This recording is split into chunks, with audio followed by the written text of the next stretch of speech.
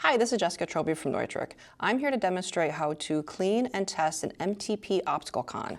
We offer an opticalCON service tool. The service tool will open your shutter system, exposing the MTP. Once it is open, we have an IBC one-click cleaner.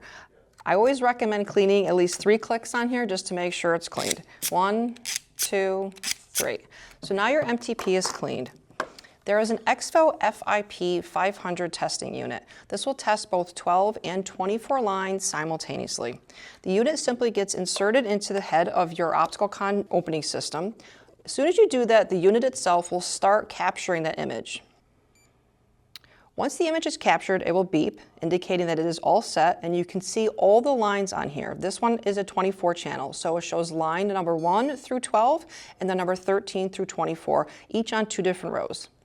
Any questions or concerns, please go to www.neutrik.com or you can check out the Expo website.